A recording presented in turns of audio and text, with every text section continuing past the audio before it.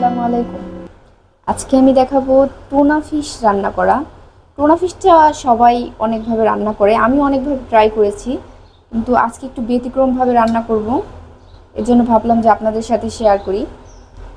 এখানে আমি আলু সেদ্ধ করে আধা ভাঙা করে এটা আমি ম্যাশ করেছি, একবারে মিহি করে না, একটু আস্ত আস্ত আছে হালকা। এখন আমি কড়াইতে তেল দেব, পরিমাণ মতো তেল দিয়ে এতে আমি এখানে পেঁয়াজ, রসুন এবং আদা বেটে নিয়েছি মিহি করে। আপনারা চাইলে পেঁয়াজটা কেটেও দিতে পারেন। এরপর আমি এটা দিয়ে দিব। এখন এর মধ্যে আমি গুঁড়া মশলা দিব। এটা একটু হালকা ভাজা হয়ে গেছে। এখন গুঁড়া মশলাটা হচ্ছে আমি সামান্য একটু হলুদের গুঁড়া, হাফ চা চামচ, আর আমরা ঝাল কম খাই এই জন্য হাফ চা চামচ মরিচের গুঁড়া, জিরা গুঁড়াও হাফ চা চামচ। আমার মনে হচ্ছে হলুদের গুঁড়া একটু দেওয়া উচিত, হলুদের গুঁড়া 1 চামচ দিলেই ঠিক হবে।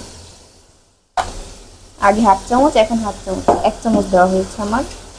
এখন এটাকে আমি ভালোভাবে কষাবো। হালকা একটু পানি দেবো যেন গুঁড়া মশলাটা পুড়ে না যায়।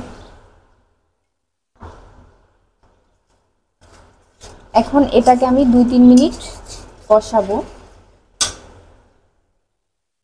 আমার আরেকটা মশলা বাকি আছে, এটা হচ্ছে টমেটো। আমি টমেটোটা চামড়াটা ফেলে তারপর একবার কুচি করে কেটে নিয়েছি, এটা বেটে দিলে আরও ভালো হতো, কিন্তু আমি কাইটেই দিলাম, বাটি নেই। লবণটা একটু বুঝে দেবেন, লবণ কম বেশি কারণে স্বাদ খারাপ হয়ে যায়। প্রয়োজন একটু প্রথমে কম দিবেন, পরে যদি প্রয়োজন হয় আর একটু দিবেন। এখন এটাকে ভালোভাবে কষাবো, একটু আগুনের আঁচটা বাড়িয়ে দিয়ে তারপরে কষাবো, না হলে আমার সময় বেশি লাগবে। এটা কষাতে কষাতে এই পাশে আমি টমেটো ভাজি করব, টমেটো ভাজিটা বসিয়ে দিই। এখন আমি এখানে একটু তেল দিয়ে দিচ্ছি।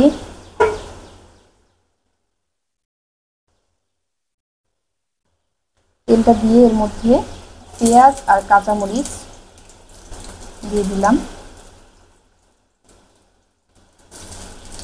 দিয়ে এটাকে একটু ভাজবো।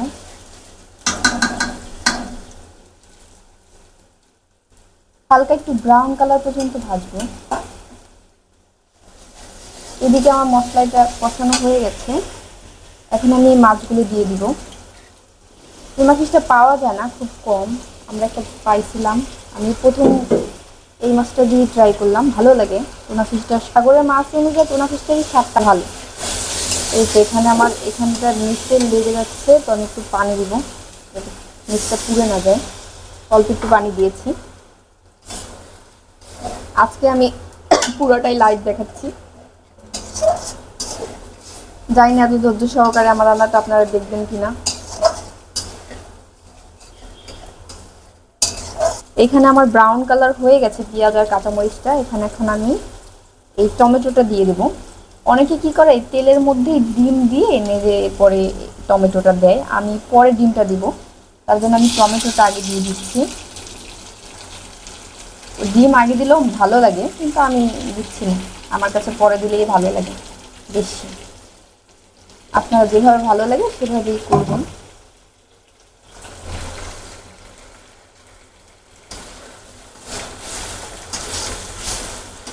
মেয়েটা আজকে ঘুমাইছে বলে খুব শান্তিতে রান্না করতে পারছি।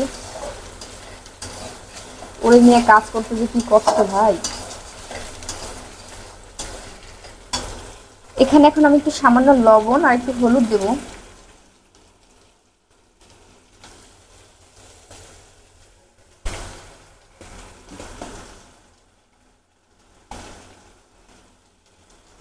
হলুদটা দিলে কালারটা একটু ভালো আসে এই জন্য দেওয়া। আপনারা যদি না চান তাহলে দিবেন না, না দিলেও কোনো সমস্যা নেই, এটা অপশনাল। এটা আবার নিচ দিয়ে লেগে যাচ্ছে মনে হচ্ছে। কড়াইটা আমার কাছে খুব ভালো লাগে এই জন্য এটাই রান্না করছি।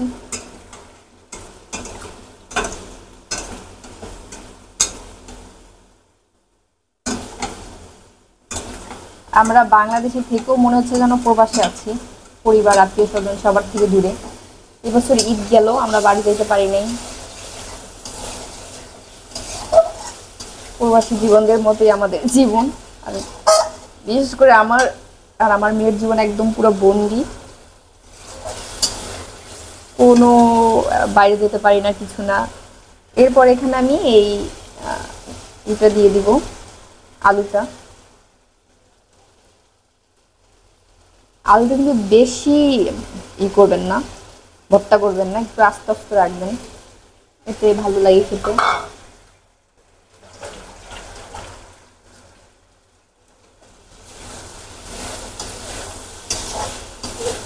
আমি এখন এটাকে আরেকটু পানি দিয়ে দিব হালকা।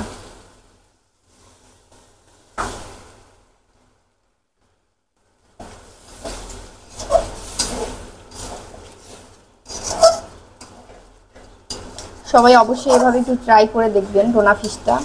যে কোনো মাছ এভাবে রান্না করা যায়।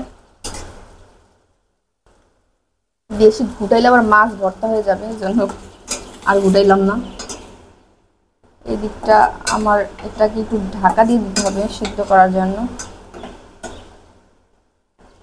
এখানে আমি টমেটোটা অল্প একটু পানি দিয়ে এরপর ঢাকা দিয়ে ঢেকে দিব। ঢাকনা দিয়ে ঢেকে দিচ্ছি, এটা সিদ্ধ হতে থাক। দুই চুলায় রান্না করলে খুব দ্রুত হয়ে যায়। তো এটাও আমার কষানো হয়ে গেছে। আমি এটাকেও ঝোলের পানি দিয়ে দিব। এটা একটু মাখো মাখো রাখবো, ওই জন্য আমি পানিটা বেশি দিব না। আর আলু যেহেতু ম্যাশ করে দিয়েছি, এই আলুটা এই ঝোলটা এমনি ঘন হয়ে যাবে। আর টোনা ফিশ সেদ্ধ হতে বেশি সময় লাগে না, তাই পানি কমটা দিয়েছি। আজকের বাইরের আবহাওয়াটা এত সুন্দর। 4-5 দিন প্রচুর গরম ছিল, আজকে বৃষ্টি হয়েছে। আমার মেয়ে খুব আরামসে ঘুমাচ্ছে ঠান্ডা ঠান্ডা আবহাওয়ায়। টমেটো ভাজিটা থেকে এত সুন্দর একটা ঘ্রাণ বেরোয়েছে, অনেক সুন্দর একটা ঘ্রাণ বেরোয়েছে। এই টমেটো ভাজিটা আমার মেয়ে খুব পছন্দ করে, একটু টক টক, তার জন্য। এখন আমি টমেটো ভাজির মধ্যে ডিমটা দিয়ে দিব। ডিম না দিলেও চলে, আমি আজকে দিচ্ছি, আপনারা না চাইলে দিবেন না। ঘুরাইয়া এর সাথে মিশাই দিব।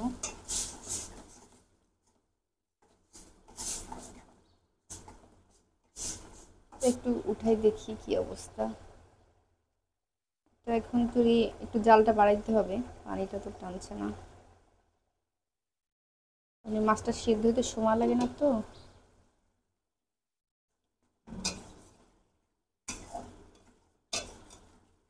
এখন এটাকে আমি কম আছে একটু রান্না করব, না হলে নিচে ধনিয়া পাতাটা আমি বাজার থেকে এনে কেটে ডিপ ফ্রিজে রেখে দিয়েছিলাম।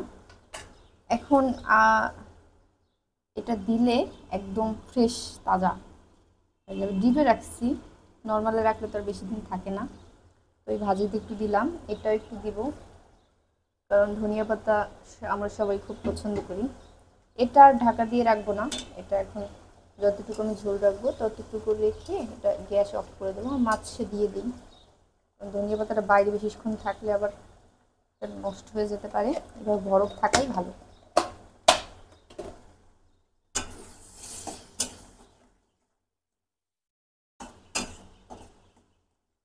এই তো আমার টমেটো শেষ, কমপ্লিট।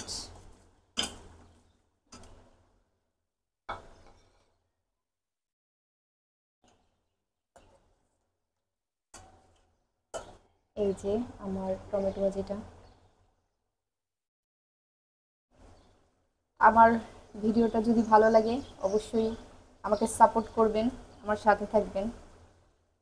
ধন্যবাদ সবাইকে। আল্লাহ হাফেজ।